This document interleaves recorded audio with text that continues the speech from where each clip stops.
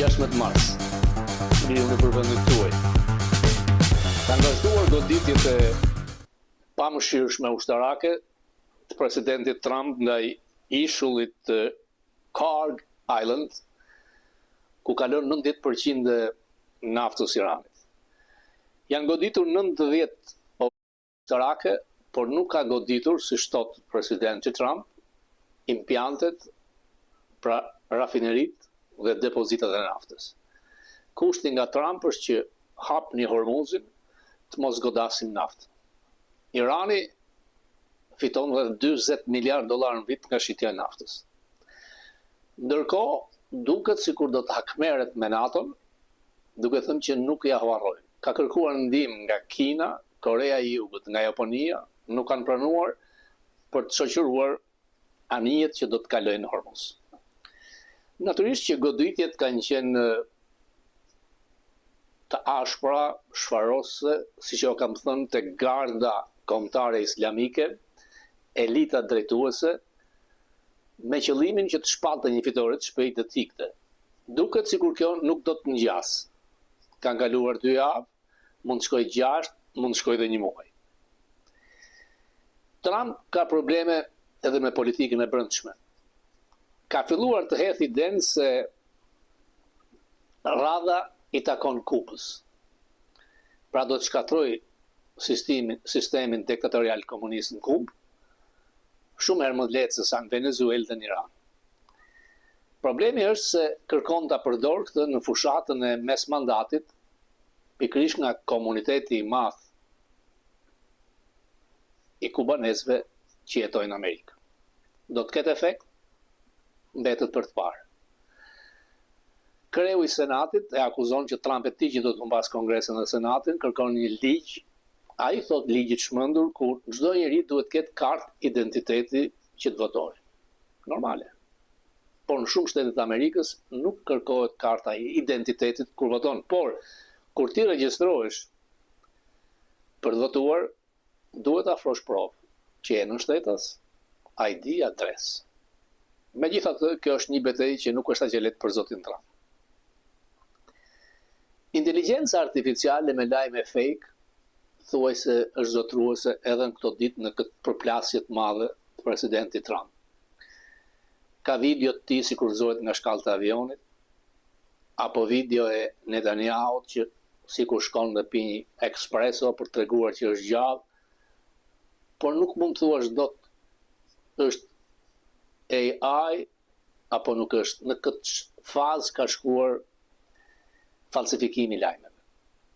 Për çifut e Izraelit nuk është gjë e re për të fshehur vrasjen ose vdekjen e kryeministrit, ka ndodhur kur 8 vjet Sharonin e kanë mbajtur me ngjendje kome. Janë 2 lajme që do doja të ndalesha që kanë lidhje me Shqipërinë. Largimi nga drejtori i qendrës Kennedy i konservatorit klasik dhe gay Grinell, si dhe takimi natën vonë në zyrën e Ramës të ambasadores amerikane në Greqi. Të jemi realist, Grinell është një anti-shqiptar pro-serb, po mua më çudit lidhjet e tij si vlla me Ramën dhe motrën edhe me opozitar shqiptar. Ai ka provuar që është kundra Kosovës, bashkë me djalin e përkëdhelur Trump, Donald Jr., me deklaratat ignorante lidhur me luftën brilante të NATO-s dhe të Bill Clintonit në Kosovë. Ai pretendonte shumë, donte të ishte sekretar shteti, por Trump vendosi Rubion, sepse gay Grinell ka lidhje me Donald Jr., me Kushner, me fëmijët e llastruar presidentit Trump. Fillimisht ju dha një emrim si i dërguar special për misionet speciale, çka lëndë të nënkuptojë që do të kishte një zyrë te kompleksi afër shtëpisë Bardh dhe një zyrë në departamentin amerikan të shtetit. Dhe më vonë, kur Trump vendosi të shkatronte gjithë bordin drejtues të qendrës Kennedy, e vendosi antar bordi, ku është dhe shefja kabinetit, antar bordi, paguhen ekstra, dhe përkohësisht temporary e caktoi si drejtor interim nga brenda për këtë qendër. Sipas ligjit federal nuk mund të rishëm shumë se një vit. Pra, mandati mbaronte në shkurt. Aq më tepër që Trump ka thënë qendra do të mbyllet për 2 vjet, do të rinovohet, dhe erdhi shkarkimi, largimi i tij, por nëse shikojmë se si vepron Trump, nuk u përmend që vazhdon detyrën si dërguar special, nuk u tha ndonjë emrin tjetër. Pra, për mua duhet parë se një fitore për çështjen shqiptare, Grinell, gay skandaloz, i cili ka marrë me mijëra dollar nga shqiptarët e Michigan, duket se nuk është më në postet që mund të ketë ndikim të madh. Paraleli atij me ambasadoren këmbë zbuluar të Amerikës në Athinë është kjo. Të dy janë lakmiqar për të vjedhur. Njerëz të korruptuar. Të dy me probleme. Nuk mund të jesh tek maga, konservator dhe gay, i cili ka shkarkuar një personalitet tek bordi sepse bëri deklarata për martesat sipas katolikëve të krishterëve. Pra duke kundërshtuar martesat burr-burr siç është gay. Grinell. Probleme personaliteti ka ambasadori amerikane në Athinë, Margarita Girl, pianec. Grinell kërkoi të anashkalonte Rubion për të bërë një marrëveshje personale duke mbështetur Chevronin në Venezuelë, që Amerika të hiqte sanksionet ndaj Chevronit dhe ai përfitonte edhe miliona dollar. Ka shkuar me avion privat, Rubio goditi ashpër. Nuk ke punë që të merresh me politikë në jashtë. Kjo ishte shuplaka e parë, e fortë, dhe që në atë kohë ylli i gay Grinell përshkonte të poshtë. E njëjta gjë me ambasadoren këmbë zbuluar mbretëreshën e botoksit, Margarita Girl në Greqi. Që të hyrë ajo ka ndërhyrë për të mbështetur Chevron dhe Mobil. Kjo është normale kur e bën në Greqi. Por në çastin kur ajo vjen Tinës, e veshtur si në klube nate, për të takuar kryeministrin shqiptar të veshur si iranian, duke marrë me vete biznesmen grek, ndaj të cilat media roz hedh fjalë ndryshme, siç është Alexos Exarko, tregon që ajo është në të njëjtën hulli si Grinell për të përfituar, dhe natyrisht atë shuplak që Grinell mori nga Rubio do të marrë dhe Margarita Girl nga Rubio, i cili ka një pushtet për çastin shumë të madh.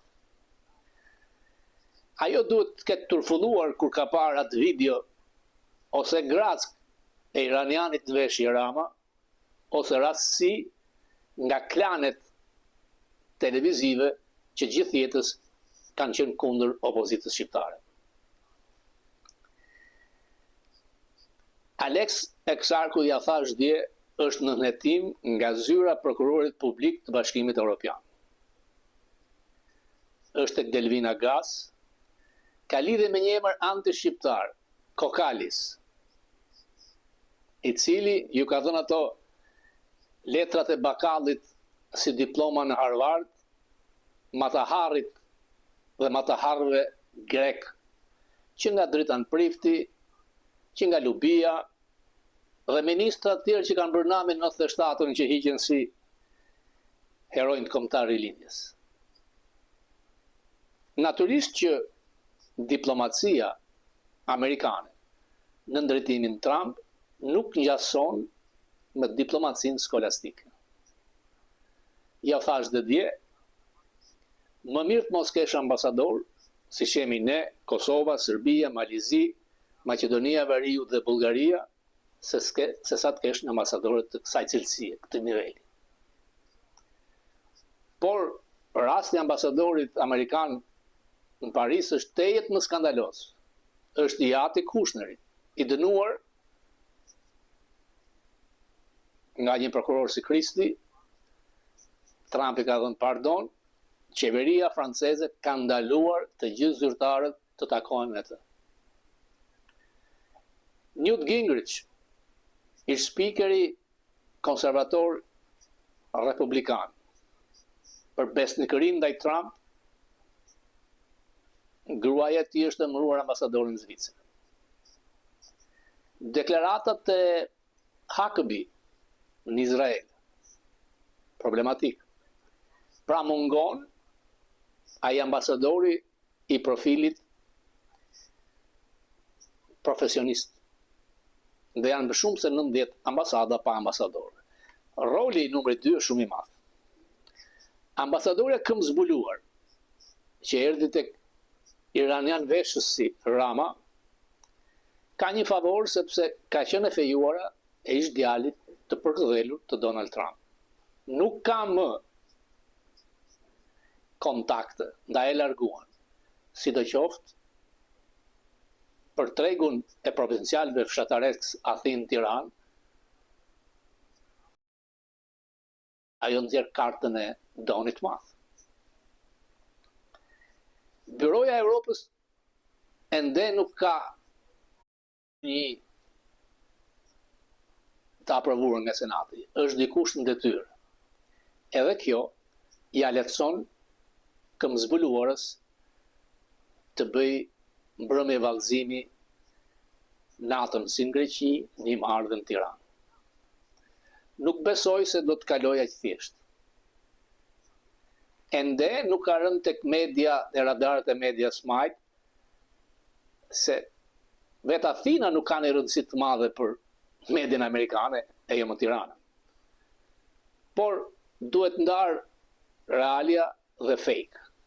Në qoftë se do të ishte takim zyrtar, siç thonë Sahan Lëpirësit e Ramës, të paguar nga ai, që pas kërkas sjell një mesazh nga Doni i Madh, do të ishte një njoftim zyrtar. Nuk do të vishej si plazhet e Brazilit dhe nuk do të vinte natën me dikë të çantën dhe shallin si servil e unuk i perandorisë së Bizantit. Personi është biznesmeni, oligarku Alexos Exarku. Nuk është rastësi. Natyrisht që në Tiranë Amerika ka një përfaqësues.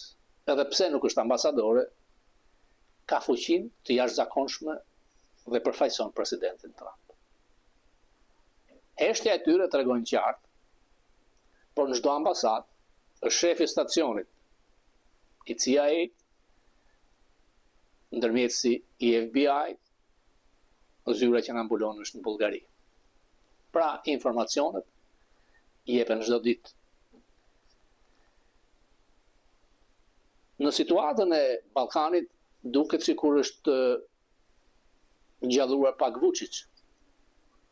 Dhe vjen mbas thikës, mbas shpinën ndaj Kosovës nga Rama, të cilët bashkë me Vučić dalin me një platformë të re për të anashkaluar BE-n. Me mbrojtjen që Rama i bën lubis, duket që Europën e ka tërësisht kundër. Bordi të paqes t'i pilëngun, sepse duket që për një vit nuk do të ketë më mbledhje, sepse Trump nuk është më paqësor, është përfshirë në një luftë. Dosjet që ka nuk i mbyll dot.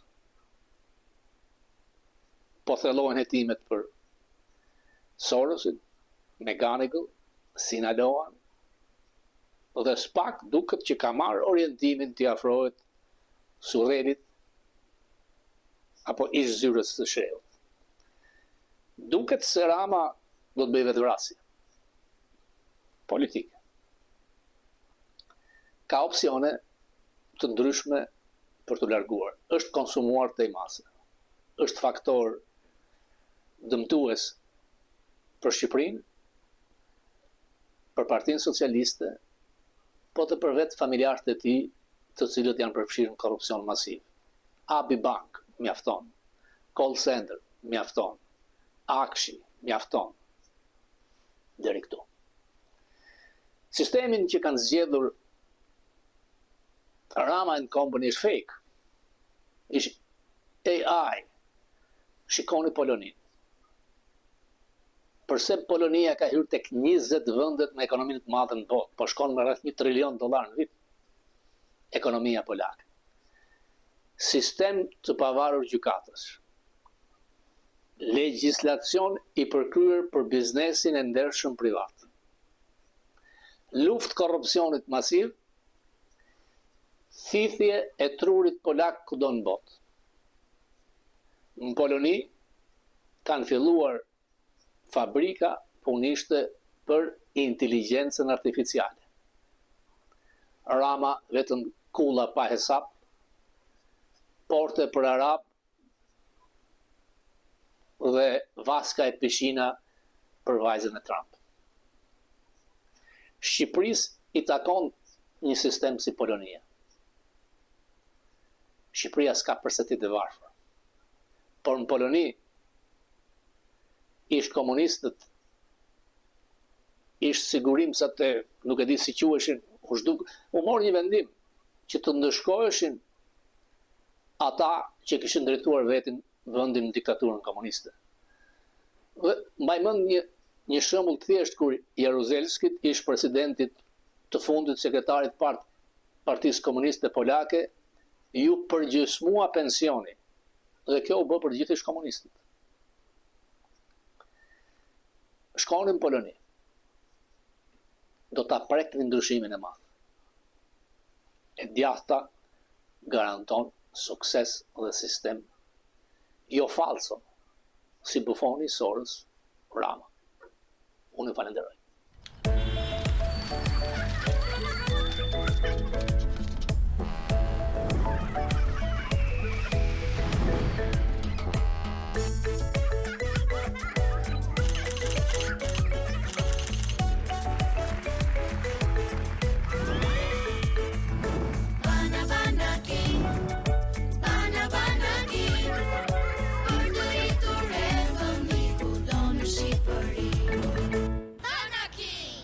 Kudo në Shqipëri.